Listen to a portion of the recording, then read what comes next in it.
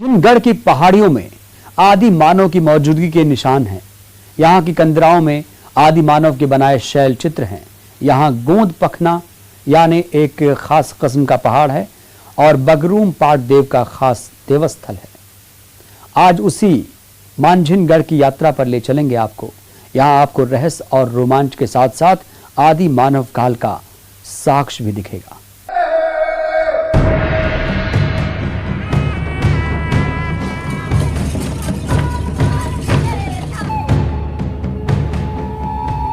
बस्तर के हर हिस्से में जो कुछ भी मौजूद है वो रहस्यों का संसार है।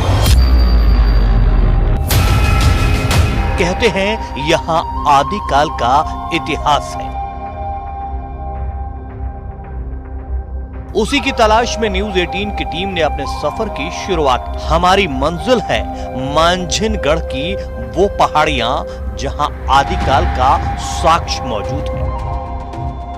प्रकृति ने बस्तर को बड़ी फुर्सत से बनाया है और पूरी सुंदरता बस्तर में उड़ेल दी है। योग है कि बस्तर भी छत्तीसगढ़ का कश्मीर से कम नहीं है। यहाँ पर कुछ ऐसे अनछुए पहलू हैं, कुछ ऐसे दृश्य हैं जहाँ तक कोई दर्शक आज तक नहीं पहुँच पाया है या ना कोई पर्यटक वहाँ तक पहुँच पाया।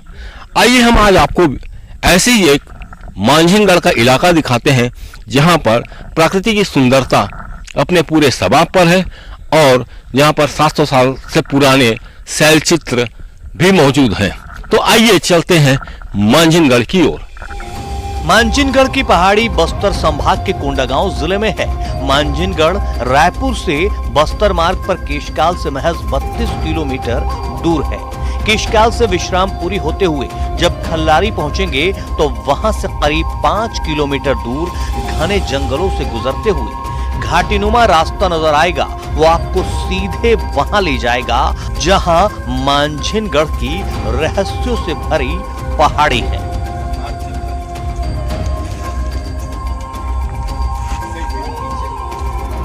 न्यूज 18 की टीम ने सफर की शुरुआत की। साथ में इतिहासकार भी थे और खेम वैष्णव क्षेत्र के जानकार भी। यात्रा शुरू करने के कुछ ही देर बाद हम पहले पड़ाव तक पहुंच चुके थे, लेकिन यहां तो पहले से ही एक रहस्य हमारा इंतजार कर रहा था। बगरूम पाट देव का देव स्थल। हालांकि हमारी जानकारी थी कि देवी का स्थल है, लेकिन इतिहासकारों ने दुरुस्त किया कि ये देव स्थल है। मांझिनगढ़ की प्राकृतिक सुंदरता को देखने से पहले ये पहला पड़ाव है जो यहाँ पर एक देवी की मूर्ति रखी हुई है और बताते हैं बुरगुम देवी नाम है इसका। बताते हैं कि इस देवी को हरे पत्ते ही चढ़ाए जाते हैं। तो ये मांझिनगढ़ की प्राकृतिक सुंदरता को देखने से पहले ये पहला पड़ाव है। मांझिनगढ़ की पहाड़ी के ऊपर जाते समय रास्ते में एक घने पेड़ के नीचे ये देव स्थल है जिसे स्थानीय भाषा में बगरूम पाट देव कहते हैं। इस देव स्थल पर पेड़ के हरे पत्ते चढ़ाए जाते हैं और लोहे के संकल जैसी चीज से एक मूर्ति को बांधा गया है। लोगों की मान्यता है कि अगर संकल खुल गया तो जंगली जानवर उनके पालतू पशुओं को नुकसान पहुंचा सकते हैं। यहाँ पर देवी नहीं देवता है जिसको बगरूम पाट कहते हैं। बगरूम पाट आसपास के मवेशियों की रक्षा करने वाला देव है, इसलिए उसको संकल में लोहे के संकल में बांध के रखा गया है। और आने जाने वाले जैसे लोग हैं इधर से गुजरने वाले, परंपरा यह है कि उसमें हरी पत्तियां चढ़ाई जाती है ताकि इस मनोकामना के साथ कि हमको सुरक्षित ले जाना और सुरक्षित छांव में ले आना, ये इसकी मान्यता है। गांव वालों की ये मान्यता है कि यदि इसको खुला छोड़ दिया जाए तो आसपास के जानवरों को, जैसे पालतू जानवर हैं, उनको जंगली जानवर खा के नष्ट कर डालते हैं। हम अपने सफर की तरफ आगे निकल पड़े थे। मांझिनगढ़ की पहाड़ी के ऊपर प्राकृतिक की सुंदरता निखर कर सामने आती है। पहाड़ी कोंडागांव जिले में है तो तलहटी, कांकेर और धमतरी जिले में है और ओडिशा राज्य से लगी हुई है। इसे देखकर लगता है मानो प्रकृति संदेश दे रही है कि सीमा का बंधन न हो तो देश हो या घर स्वर्ग से सुंदर बनाया जा सकता है। जो हम मांझिनगढ़ में खड़े हैं, यहाँ पर प्रकृति ने सारी सीमाओं को एक कर इतना मनोहर और मनोरम दृश्य पैदा कर दिया है और ये बता रहे हैं कि सीमा विवाद से अच्छा है कि आपस में एकजुट रहे। अभी हम जिस पहाड़ी पर खड़े हैं ये कोंडागांव जिला है और जस्ट पीछे ये जो है ये कांकेर जिला है। इधर पहाड़ और उधर हरियाली, एक साइड में धमतरी जिला है और इधर उड़ीसा राज्य है, पर इनमें प्रकृति ने किसी तरीके से सीमा का विवाद नहीं पैदा किया। अब हम अपनी मंजिल के करीब पहुंच चुके थे, उन कंदराओं तक पहुंचने वाले थे जहां आदि मानव के साक्ष्य मौजूद हैं। लेकिन इसके लिए पहाड़ी से नीचे तलहटी में उतरना था और ये किसी चुनौती से कम नहीं, क्योंकि पहाड़ी से नीचे तलहटी में जाने का कोई रास्ता नहीं है। जंगली जानवरों का डर, जहरीले जीव जंतुओं का खतरा, यही वजह है कि आज तक इस तलहटी में किसी भी न्यूज चैनल का कैमरा नहीं पहुंचा। लेकिन इन सब खतरों को उठाते हुए न्यूज 18 की टीम नीचे जाने को तैयार थी। ऐसी जगह पर खड़े हैं, लोगों में कहावत है और एक कथा प्रचलित है कि इस गुफा में आदि मानव रहा करते थे और यहाँ पर कुछ पंजे के निशान भी मिले हैं, जिसको हम यहाँ के जो जानकार हैं, जिन्होंने इतिहास को जाना है, उनसे पूछेंगे कि ये है क्या चीज, क्या वाकई में यहाँ आदि मानव रहा करते थे। हालांकि जिस तरीके से यहाँ पर आने और जाने के जो रास्ते बने हुए हैं वो कहीं ना कहीं आदि काल की याद दिलाते हैं। न्यूज 18 की टीम तमाम मुश्किलों का सामना करते हुए पहाड़ी की तलहटी के नीचे उतर चुकी थी। अब यहाँ पहुँचने का सबसे खास पल आने वाला है, यानी हम यहाँ आदि मानव की मौजूदगी के साक्ष्यों को साक्षात देखने वाले हैं। विवेक श्रीवास्तव, न्यूज 18, कोंडागांव।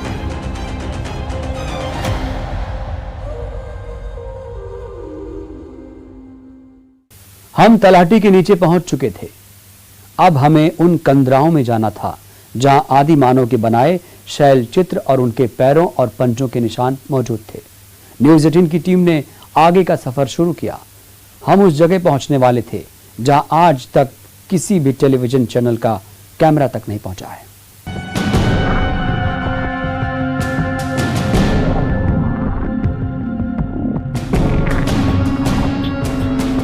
नीचे पहुंचने वाले रास्तों ने ही आदिम युग की यादें ताजा कर दी थी।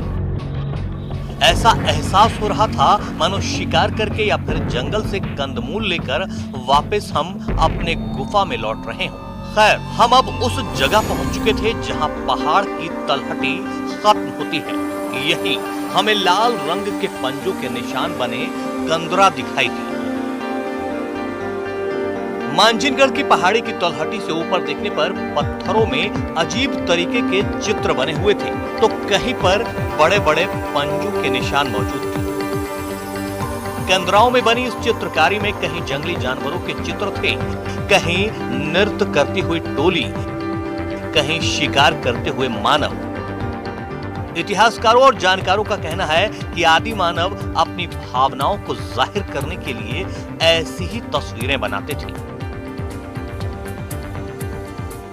दादा, ये यहाँ पर एक कंदरा है, पीछे एक कंदरा है, वहां पर कुछ चित्र दिखे, किसी के पंजे के निशान, यहाँ पर कुछ निशान दिखे।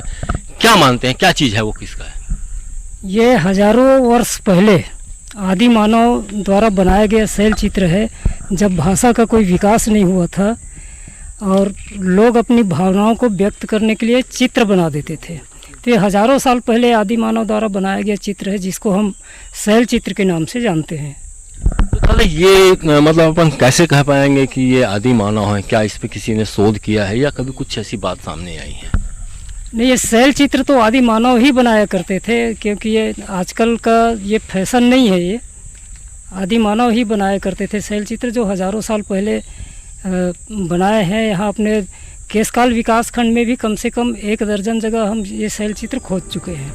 जानकारों से बात करके ये साफ हो चुका था कि ये चित्र आदि मानव के ही बनाए हुए हैं, यानी मांझिनगढ़ के इन कंदराओं में किसी जमाने में आदि मानव रहा करते थे। ये बात साफ हो चुकी थी क्योंकि उसके साक्ष्य साक्षात हमारे सामने थे। और आप चित्रकार हैं, चित्रों को देख के ही आप जान सकते हैं कि कैसा ये वाकई में आदि मानव के द्वारा बनाया गया है या किसी और अन्य ने। आपको क्या लगता है, क्या कभी इतिहास में ऐसे चित्रों का कहीं पे वर्णन मिला था?